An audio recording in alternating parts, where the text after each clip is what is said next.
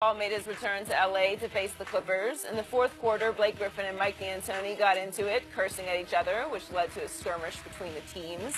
Then Blake got into it with Trevor Ariza, and Austin Rivers, who did not even play in the game, started talking trash from the bench. Ariza and Blake were both ejected. Then things got really ugly after the game. It was reported that Rockets players, including James Harden, went into the Clippers locker room after the game to confront Blake and Rivers. There were conflicting reports whether CP3 was a part of the group. Both teams addressed the incident afterwards. We knew it would be an emotional game in some way. We didn't know how, but we talked about that and said we're just going to play through the game. And I thought overall we did that. Let's put it like this. Our team was in our locker room. That's all I'll say. I'll let you do the rest of the investigation.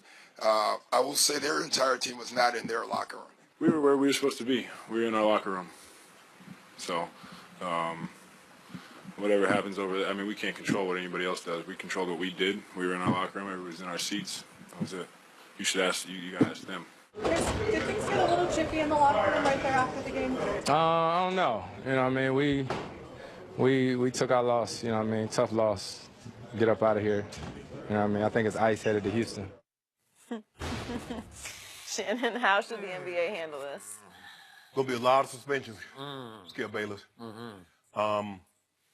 As Doc said, it was going to be emotional. This is Chris Paul's first return back to the Clippers.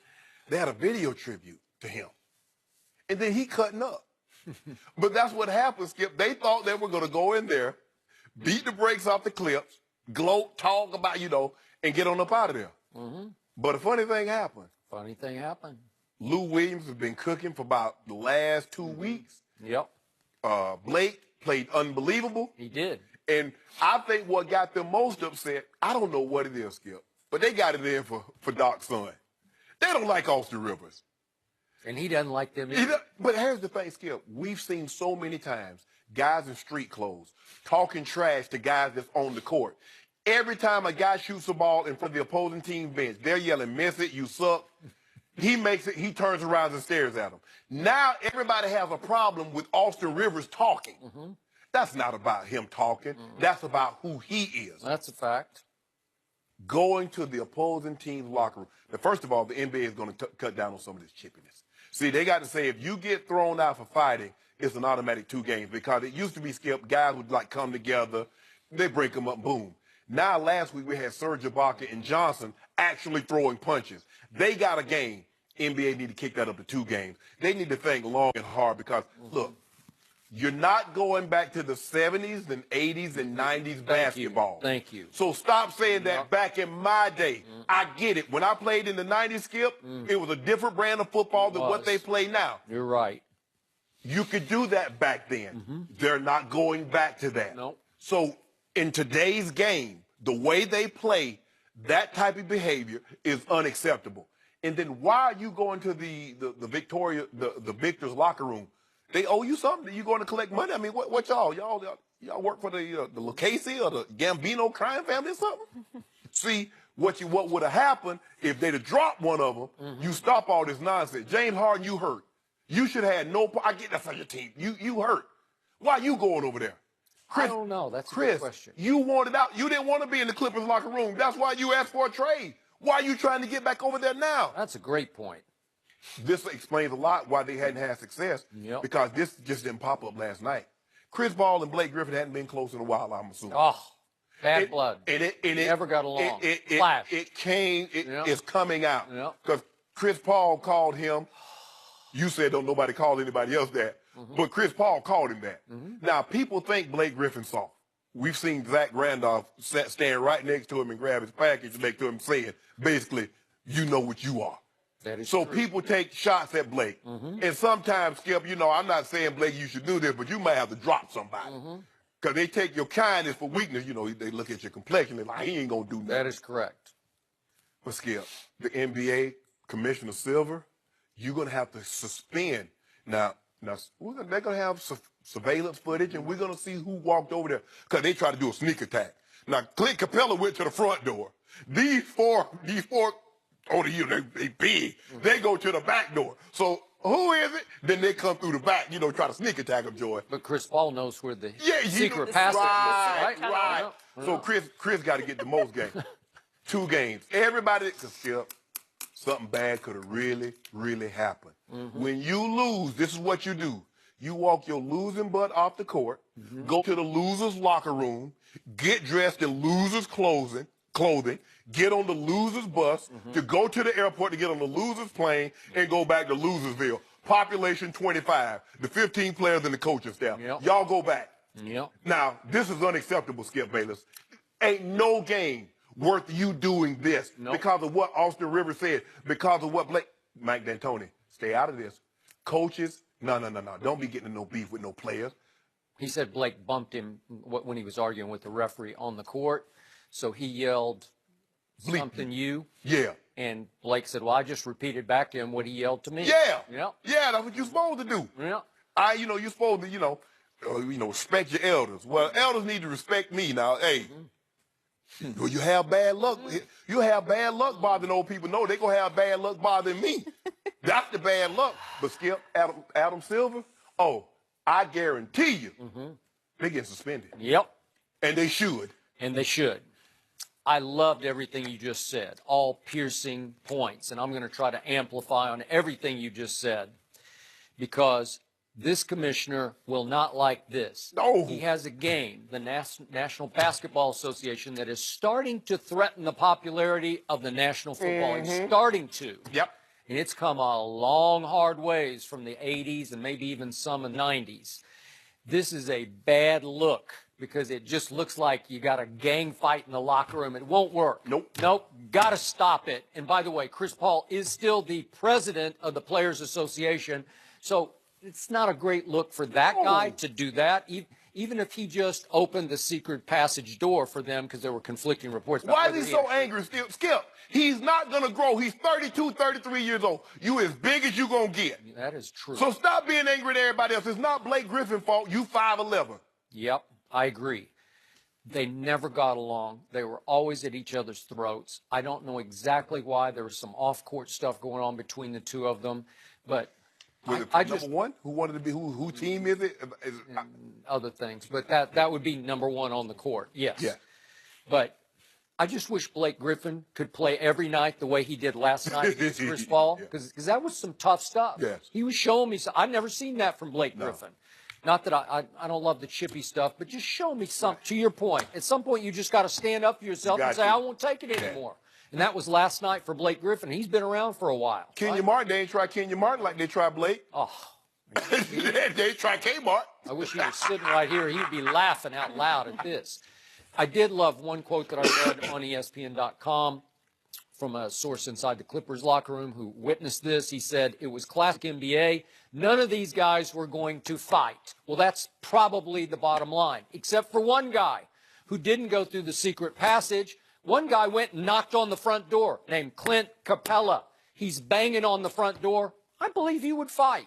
Now, he's not from our country and our culture. His parents came from Angola and the Congo, and he's just made a little different. You can just watch him on the floor. Yeah. He's a tough guy, man. I wouldn't mess with him. You know what you should have done? He's knocking on the front door. They should have opened the door, slapped the taste out of his mouth, and closed the door right back in his face. Well, okay. But that was serious business, and fortunately, he didn't get through the front door. And they even had to get the LAPD, they said, in there just to make sure nothing went down. But I don't think anything was going to go down. Skip, you seeing this escalate. Because remember yesterday, you saw Kyle Lowry, you saw Ben Simmons. Yep. Oh, meet me in the hallway. Yep. Oh, meet you in the hallway? Oh. Okay. Okay.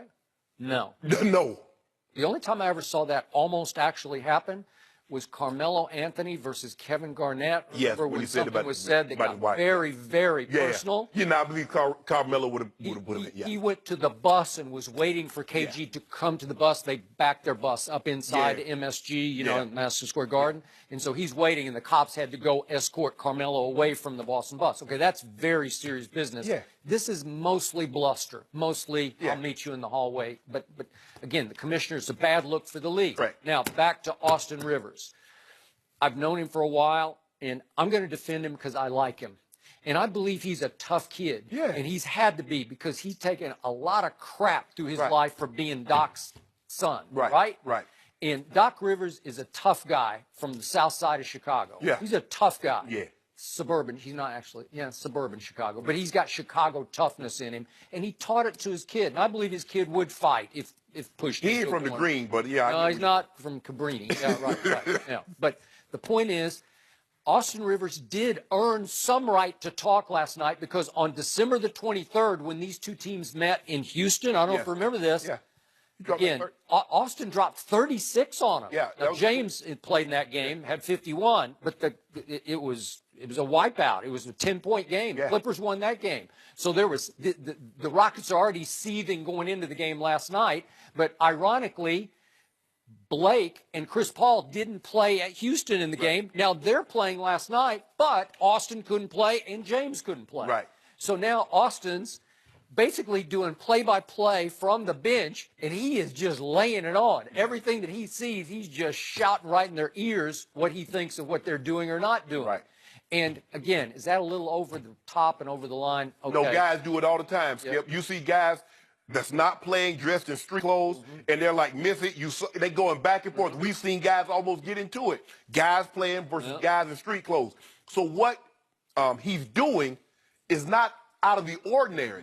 It's because he's doing it. Look, you can say, well, there's nepotism, and he's only in the NBA because his dad is a coach, and he's only playing for the Clippers because his dad's coach.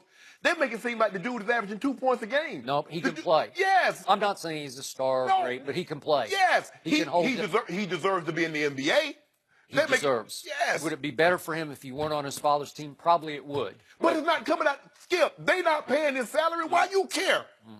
No, I agree. So at least at Houston on December 23rd, he earned some right to talk from the bench last night. It wasn't like he's just an into-the-bench guy yelling, screaming from the bench. It's not like in football, Skip, when the guys are injured, they don't do a whole lot of talking. Yeah. I'm injured, I can't help anything, but basketball is different. It is. Not me. When I was injured, I was still talking. Don't worry about but I'm telling you what, Skip. You remember that general manager said there was a misunderstanding between Ngakwe and Incognito. Yep. Well, you'd have came over to the locker room, it'd have been a misunderstanding. Now, I don't know. That's different. That's deep. That's serious. But that's a line you cannot cross. That's the thing, though, Skip. But if you look at it, I don't know who called these furniture people, but somebody gonna get some furniture moved. Cause don't come here. Don't come looking for me. Cause if I didn't send for you and you come looking for me, I'm gonna give you what you're looking for. See, and that's what's gonna stop some of this foolishness. But unfortunately, this is a bad look. And before it escalates, because now guys are getting comfortable. Yep. It used to be, like I said, Skip, guys are just, in the 90s, guys would really fight. But the NBA got away from that. They don't want that. That's a bad look. It looks in the 80s, thuggish. they would really, really fight. And I got to tell you, because I was covering it, the NBA was in trouble. You remember, was that Bill Laimbeer that hit somebody in the face with a two-piece? Who did Bill? Oh, that was Larry Bird that hit Bill Laimbeer. People, Yes. Skip, it's not going back to that. So stop pretending. Look, okay, we know who's tough, for real tough. Stop acting. This guys, y'all pretend like y'all gonna do so much. We don't know y'all. What are they gonna do? Nothing. They gonna wallow. Ain't nobody trying to joy. This is not like, if you really wanted to, you ain't got nothing. Guys got on, in football, guys got on helmets, shoulder pads, and stuff like that. Dude, you ain't got on nothing. I mean, that's as closest to the street you're gonna get. Yep. So if you really want to do something, you're going to do something. Yep. But all this going to the locker room like what? Why you talking? What you going to say? Man, get out of here. Yep. Joy. Yep. Man, you just got to drop somebody. Oh, this what you came for? Just open the door, pop, close the door in their face. Now, hey, when he do the interview, what happened to your eye? I don't know who hit me. I don't know. There's a lot going on here. And they're going to meet again on February 28th and again on March 15th. So we'll have to keep an eye on those games too. Yes, for sure. Next up, the Jaguars pulled off the huge upset on the road Sunday against the Steelers and are heading to New England for the AFC Championship game. At the Jags homecoming rally, Jalen Ramsey gave a guarantee for the rest of the playoffs. Let's take a listen. I ain't got too much to say, but y'all make sure y'all bring that same energy out here next week and the week after. We going to the Super Bowl, and we going to win that. We going to win that. Jaguars head coach Doug Marrone downplayed Ramsey's comments yesterday, saying, "Our focus isn't on anything else but the New England Patriots. That's exactly what our whole team will be focused on." Yeah. Going to win that what? I will win that piece. Oh, that piece. Yeah, Joe. When I get that, I'm going to celebrate. Y'all bring that same energy. Easy applause guy get you in trouble. Are Jalen Ramsey's comments a big deal or no big deal? No big deal. What's he supposed to say? And if I'm Doug Marrone, don't play it down, play it up. What do you think we're going to New England to do? Do you think we're going there to offer them a parade so they can get ready for the Super Bowl to send them off? We're going to win this. We're going there to try and win this game. We know it's a daunting task. We know what the Patriots represent with Tom Brady and Coach Belichick. But don't think we're trying to go there and just like, okay, we're happy just to be there. No. And people are like, well, no. What Jalen Ramsey did is nothing compared to what the Steelers. Le'Veon Bell is tweeting, "Oh, I love second rounds. There's nothing like the second round." Huh? Oh, Mike Tomlin. Oh, it's going to come down to us. It just determines where it's going to be at. So you just basically saying, oh, forget it. I don't even know why anybody else showing up. Yep. It's going to be a heavyweight fight between the Patriots and the Steelers, and everybody else just needs to get out the way. Jackson said, hold on. I get it. It's the emotion, Skip. You know, you saying things. In 2000, we're going down to the Inner Harbor. We got a nice little showing that's going to send us off joy. Coach Belichick asked me to speak. You know me. Hey. Oh, Michael Wall, okay. Oh, wait, Wall? You're the team Wallflower. I didn't want to speak. What was I going to say? I'm thinking, guys, thanks for showing up. I'm glad you came out. You've been behind us all year. For all you guys that's not going to be able to make the trip, make sure you stay by your TVs at 9:30. We're going to be world champs. Brian told me afterwards, I didn't know you were going to say that. I said, what the hell you expect me to say? We going down there just to have a good time? I've seen Giants on tape. If we don't turn it over, they can't beat us. So I'm just telling you what everybody on the team is thinking. But Skip, I got caught up in the moment. Joe, I wasn't going. You? I got caught up in the moment. They were starting champion. Super Bowl. Yeah. When we gonna win Super Bowl? We gonna win here. So what was Jalen Ramsey supposed to do, Skip? This is not gonna offer any more motive. You don't think? Do you see Tom Brady? Do you see he runs out the tunnel? He runs from one end all the way to the other, and he's screaming, "Let's go! Let's go!" They're gonna be ready to play. Jags know they must be on their best behavior, play their best brand of football in order to beat this team in their building. I have no problem with what he said. The Patriots are always motivated.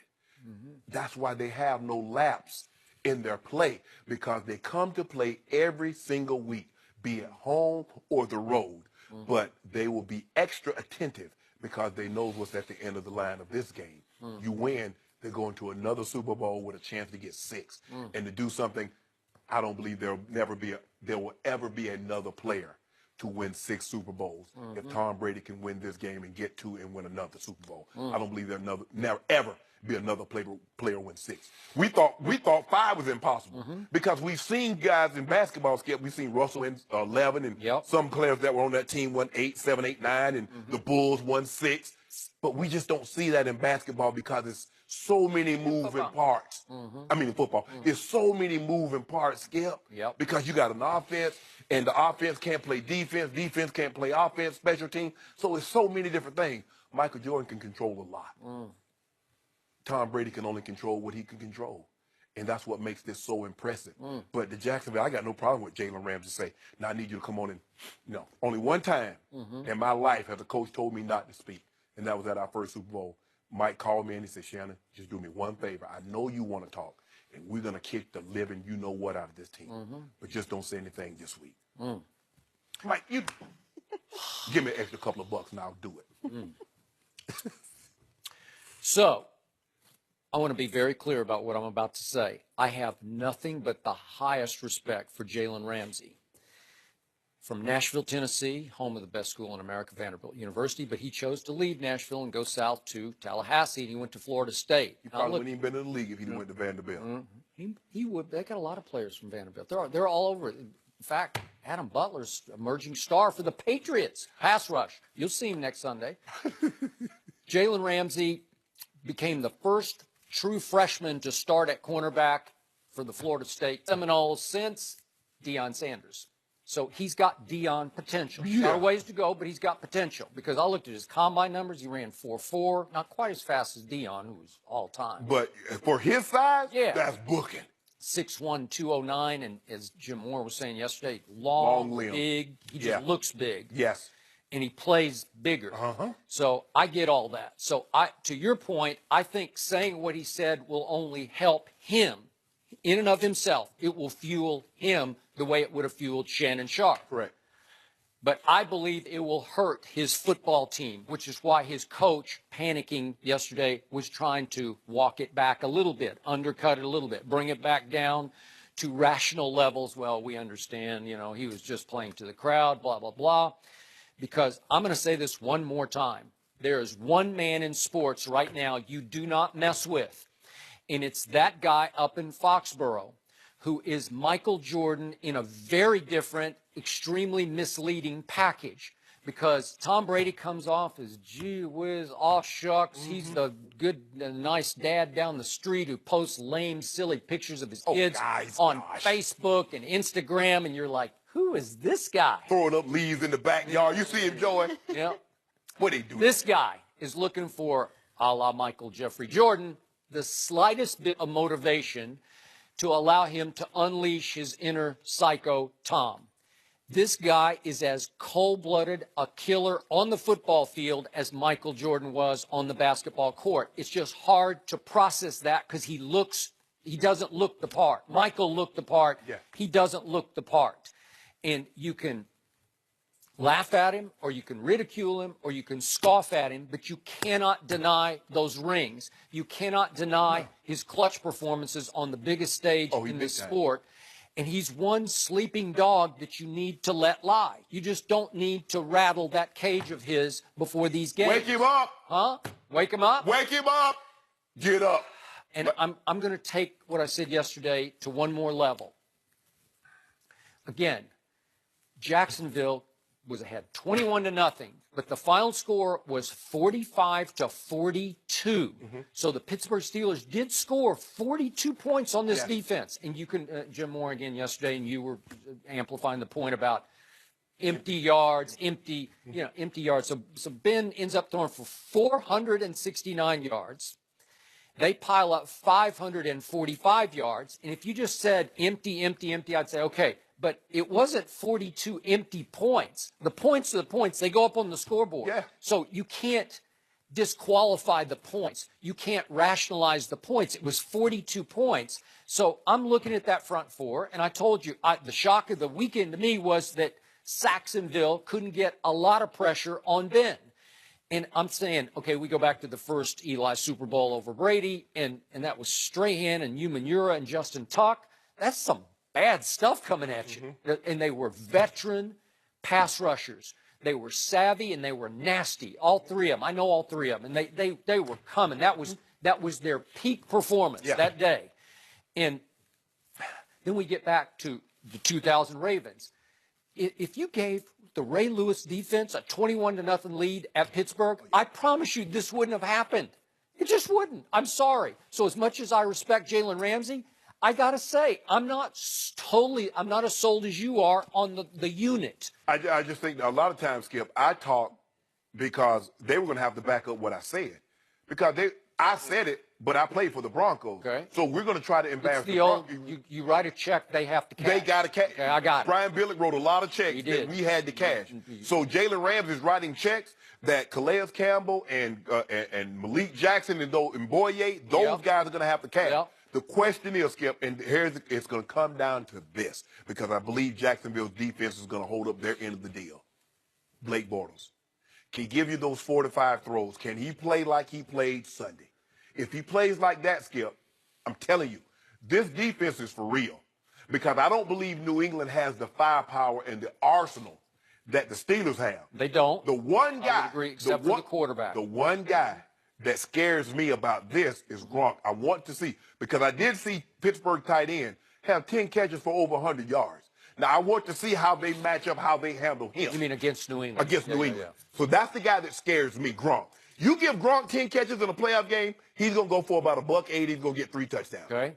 So this reminds me of a time back in my Dallas days covering the Cowboys, the earlier Cowboys coached by one Jimmy Johnson. Yes. And before the NFC Championship game, this would have been before their second Super Bowl. They won 2 in a row before Jimmy got fired. Right. San Francisco was coming to Dallas for Right. that game, and Jimmy called a local radio show on Saturday afternoon, evening, like early evening, just so, he said, put me on the air, and he publicly guaranteed a victory over Steve Young's 49ers the next day because, just like you looked at the tape of the Giants, you got this. So he wanted to, he told me later, I wanted to write a check. They all had to cash because they all knew they were better than Steve Young's team. They're just better. Troy's better than Steve Young. If you pressure Steve, he'll come apart. He's liable to throw a couple to you, which he did that day. So I get that. I'm just not sure. Now Tom Brady's on the other side. It's not like it's advantage Jacksonville. It's not like Jacksonville's going to step on the field knowing they're clearly the better football team with Blake Bortles at quarterback. No, okay? the Patriots have the best 2 players, I believe, which is Tom Brady and Gronk. And that then you take your pick from the defense of who you like. You like Ramsey, you like Calais, you like Malik, you like Boyer, you like Jack, you like Smith. They got a lot of studs, young studs. But they got 2 on offense. The Patriots might have 2 of the top 5 offensive players. Well, they got, I believe, Gronk, as I said before, and I've said this for a number of years. He's the best, most dominant non-quarterback that plays on the offensive side of the football. Skip, he's special. Yeah, when he's rolling, he's tough to take down. Yeah. You know what this reminded me of? The not 1, not 2, not 3. Yeah, they hype. They got hype. They got us hype. Joe, you don't You get in front of that crowd and get a microphone and start saying things. I got caught up, Joe. I wasn't going to say that. This will be the Jags' 3rd conference title game in franchise history, the 99 season and the 96 season. I remember that game. What game, Skip? You don't remember nothing. You wasn't a reporter then. Who's that little left-handed quarterback? Oh, Mark Brunell. Do you remember him? Yeah, that's okay. Weren't you guys up in the first? We were up 12-0, Joe. 12-0. And then they played the Raiders, and it got back to us that they were saying they wanted the Broncos. They think they for real. We want a rematch. Okay. Now what y'all want? Y'all want a rematch? Okay. Okay, but this is what we're going to do. We're going to put 305 on you on the ground. Okay. Put foots in them. And guess what? When you come back in 98, we're going to put foots in you again. Okay. But it still can't make up for that division. No, it doesn't. Still Sorry about make that. me sick. Will Marcus Williams ever recover from giving up the game-winning touchdown on Sunday? We'll discuss that next.